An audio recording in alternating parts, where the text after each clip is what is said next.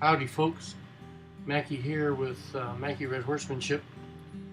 I haven't posted anything for quite a while, but I thought I'd post this, kind of give you a running commentary of my new project that just came in yesterday.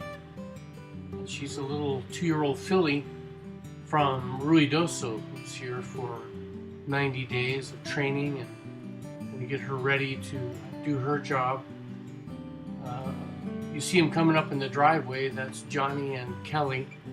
They're the owners of this little horse. And I started a horse for them a few years ago whose name was Choya. And Choda, not Chola, Choda. And she's done really, really well in her racing career as a barrel racer. And so these folks are kind enough to give me another shot with their new filly. She's just 2 years old. Her name is Choya. That's probably where I got things mixed up. But Johnny's going to lead her down here, and we're just going to put her in the round pen, and I'll leave her in the round pen tonight, and then tomorrow I'll work with her a little bit. I just need to make sure I can catch her, let her get kind of used to her surroundings, and then we'll start her training. And I'll start her training tomorrow. And so this video is going to segue into the next day, which is coming up. But I really appreciate Johnny and Kelly giving me a shot at this little pony. So here we are, our first morning in the round pen. And what I tell everybody when you begin to round pen, first thing you want to do when you get in the middle of that round pen is to do absolutely nothing. Just stand there.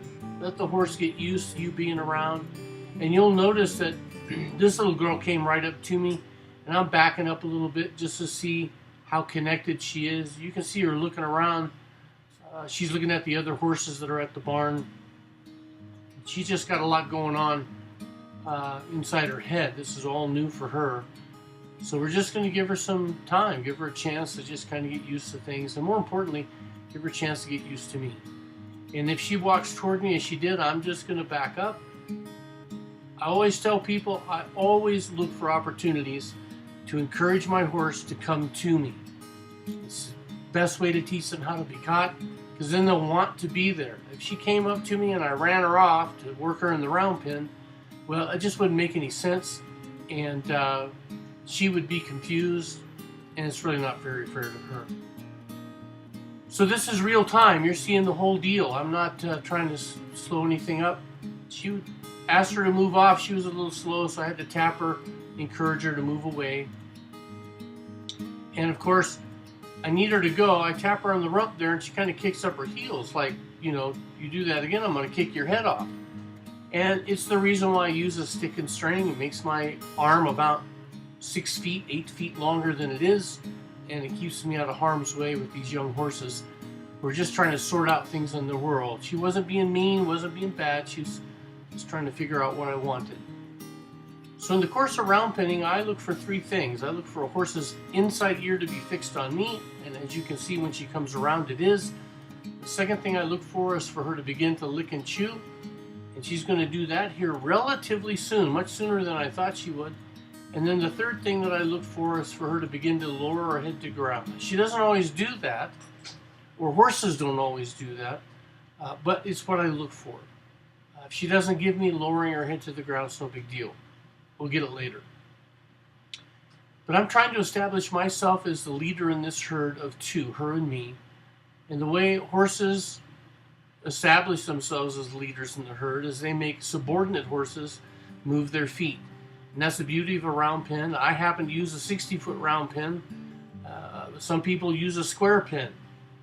Other folks use a little smaller pen than I do, but 60 foot works good for me. And you'll find out what works best for you if you have the opportunity to mess around with them a little bit. So I'm just encouraging her to move around. I'm looking for those 3 things. Ear fixed on me, licking and chewing, and her beginning to lower her head. Right now, I don't care how fast she goes. It doesn't matter to me. This is all her idea, but pretty soon, I'm going to ask her to go at a canter. Now, and you'll notice that when I do that, because I'll point and you can't hear it, but I'll pluck at her, and if she doesn't go, then I'll just get after her with the stick and string a little bit to create some energy to get her to move forward. But this is all her. She wants to move forward on her own, and that's fine. I'll just, she can do what she wants right now. This is all new to her, so we're not going to make too big a deal about it. I worked with her last October of 2017 at the Ruidoso Cowboy Symposium for just a couple hours, 1 hour each day for 2 days. And now I've asked her to canter, and you'll notice my circle gets a little bit bigger. My energy comes up so I can help her maintain her energy. Now, if she slows down to a trot, well, then I'll just point, clap, get after her a little bit to keep her in that canter. So my energy has to come up as well.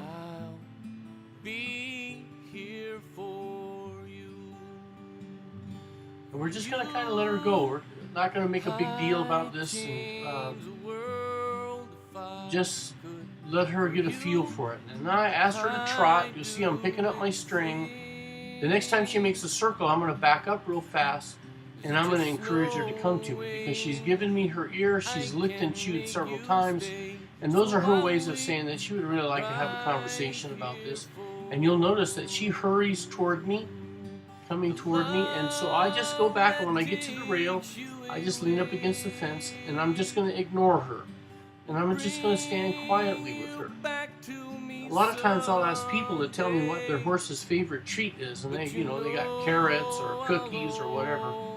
And what I want to encourage all of you is to make this right here her treat. A chance to stand next to the dominant horse in this herd of two and rest. And you'll see that she's licking and chewing, and she's still watchful, she's still looking around, but that's okay. She can do that. Nothing wrong with that. But you'll see that she's licking and chewing a lot, which tells me that she's trying to assimilate what I'm asking her to do. And right now, her reward for coming up and being with me is to just leave her alone. And you notice I don't look at her, I don't talk to her, I don't touch her. Here pretty soon I'll reach out my hand and be able to introduce myself by rubbing her on the neck and making that a good feeling. But I don't make a big deal about this. The best thing that you could do right now is just ignore your horse, because a dominant horse would ignore a subordinate horse. Now, through the night, she'd pick some stuff up off the rail that I have hanging there, a set of reins, a set of rollers, and so I'm just picking those up to get them out of the way so she doesn't trash them. And now I'm just going to walk off. I'm going to see if she wants to be with me, see if she wants to follow me around. If she doesn't, that's fine. But these are all ways that I test her wanting to be with me, because I want her to understand that comfort comes from me. I can provide her a lot of comfort if she'll just come along with me. And that's all going to translate later on to when we ride her, that being with me, she can find comfort. And I'm going to reach out and rub her here a little bit. Now, when I get back to the center of the round pen, I'm just going to wait. I'm going to do nothing. Just let her stand there with me for a little bit. But then I'm going to ask her to go the other direction, or go clockwise. But when I first get to the center of the round pen, I don't want to run her off. I want her to stand comfortably with me for just a little bit before I ask her to go back to work.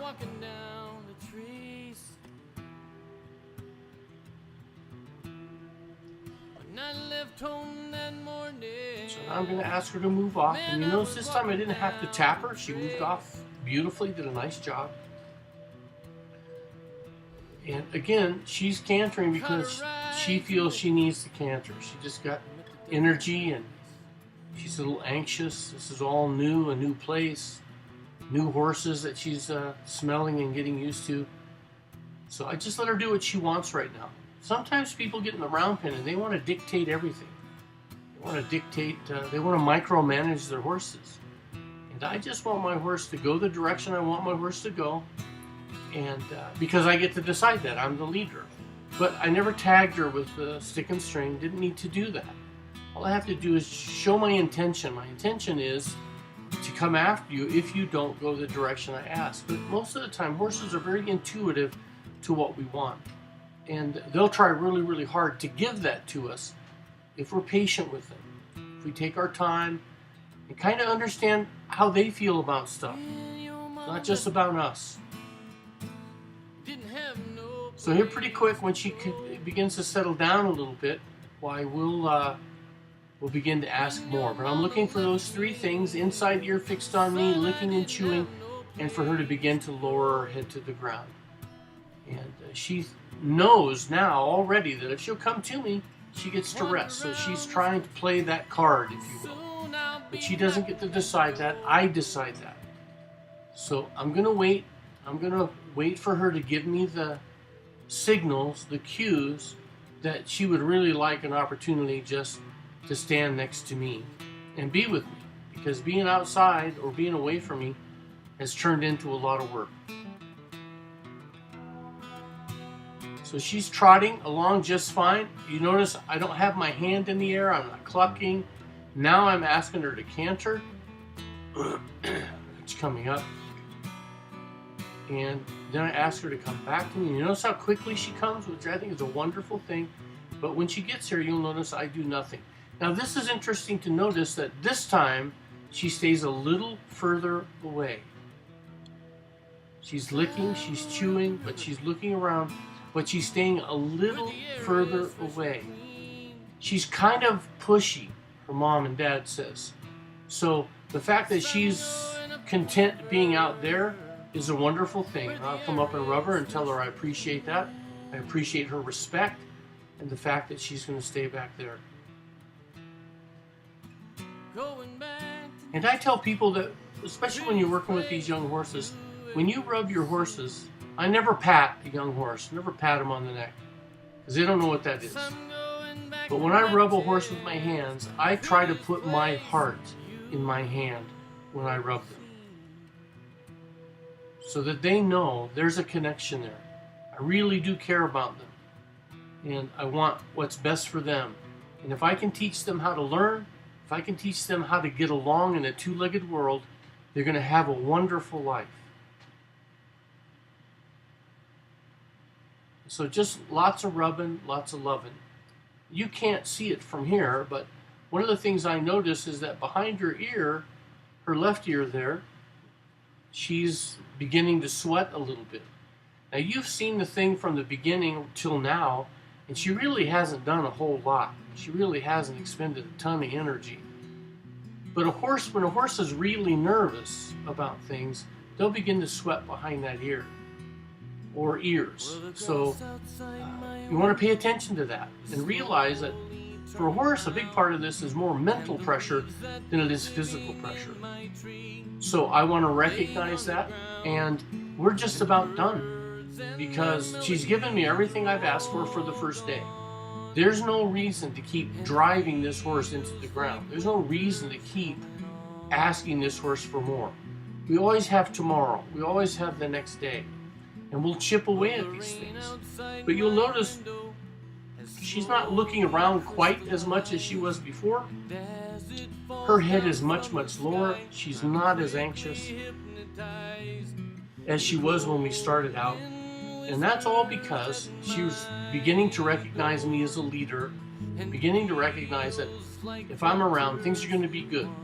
I'm going to take good care of you. So I'm very excited about this little horse's future. Honored to have the privilege of working with her and getting her started and going down the right road. And I'd like to do the same thing for you. And it doesn't matter where you live. We can work things out. You want me to give you and your horse a hand, I'd appreciate it, and I would view it as an honor and a privilege. My buddy David is there.